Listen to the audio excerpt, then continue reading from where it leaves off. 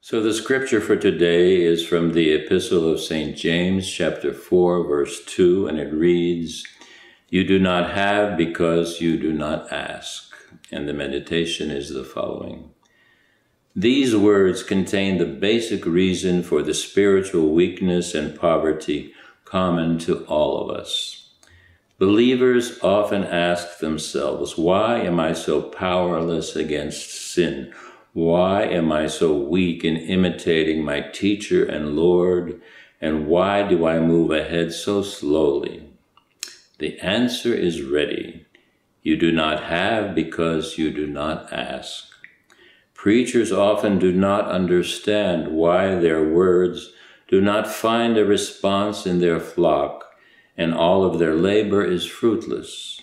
Once again, we find the explanation in those very words, you do not have because you do not ask.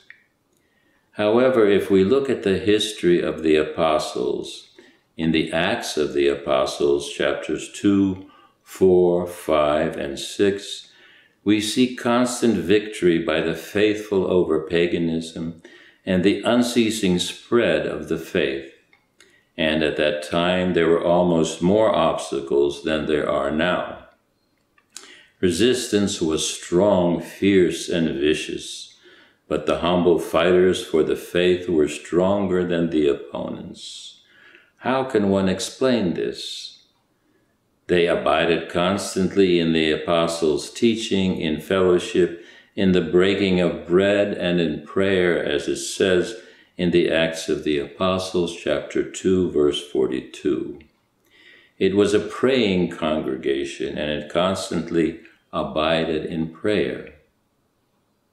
The ministry of the apostles was prayerful, and only this kind of ministry can lead to victory. If the history of our Christian congregations were to be written now, would it be possible to say about many of them that they abided in prayer? And are there many who can say about themselves, we will constantly abide in prayer and in the ministry of the Word?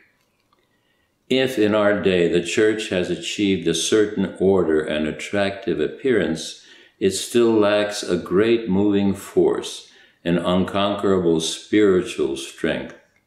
This power is achieved only through prayer.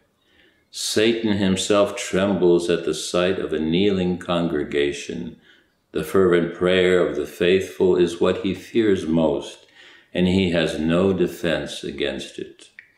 Prayer is the key to the greatest good. It achieves everything that the Lord himself possesses. The Lord is all-powerful, and fervent prayer, a prayer of faith, can achieve everything through Christ who strengthens me, as St. Paul says in his letter to the Philippians, chapter 4, verse 13.